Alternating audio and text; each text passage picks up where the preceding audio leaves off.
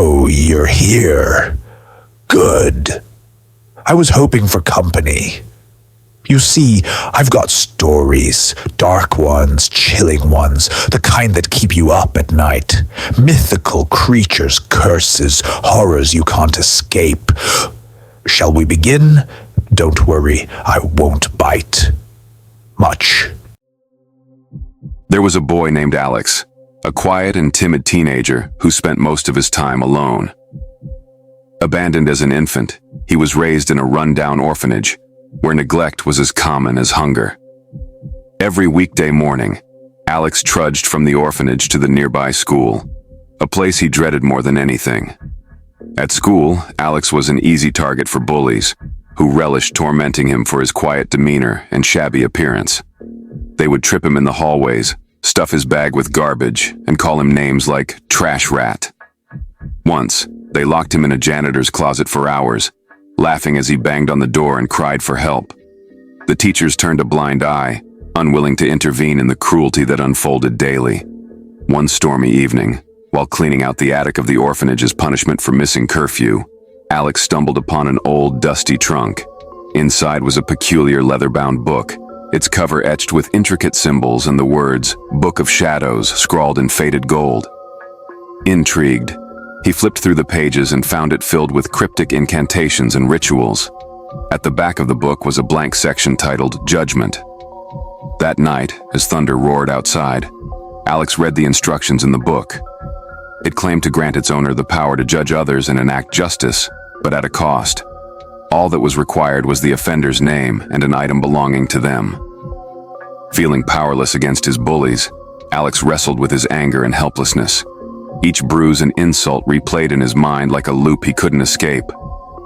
Clutching the book tightly, he thought, "If no one else will stop them, maybe I can."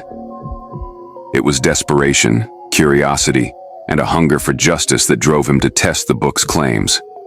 The next day, Alex swiped a keychain from Ben, the ringleader of the bullies, who had humiliated him just the day before by dumping a carton of milk over his head in the cafeteria.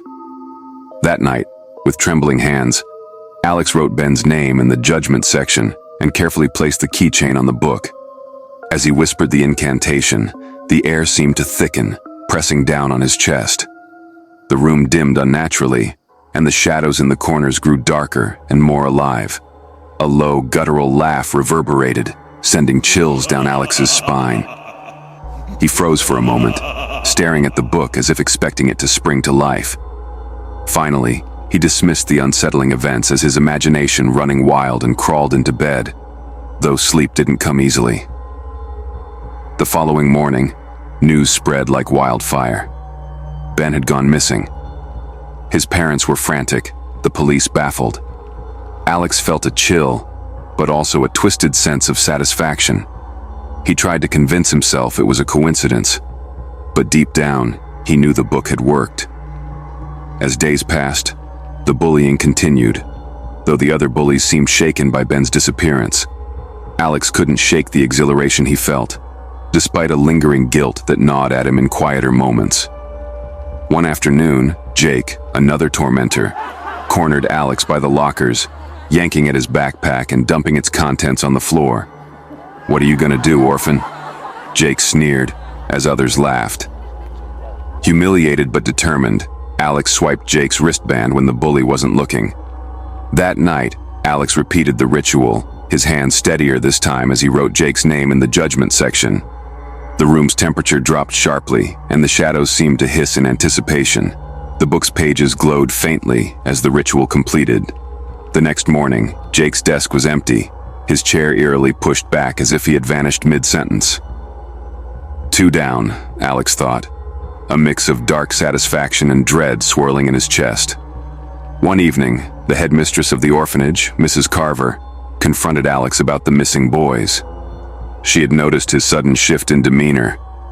The once timid boy now walked with a strange confidence. Coupled with whispers from other children about Alex muttering strange words in the attic, her suspicions grew. She had always been cruel to him, treating him like a burden. Feeling cornered, Alex decided to use the book against her. This time, the ritual felt different. The shadows in the room seemed to writhe, and the guttural laugh from before was louder, almost mocking. Unnerved, Alex hesitated but completed the incantation.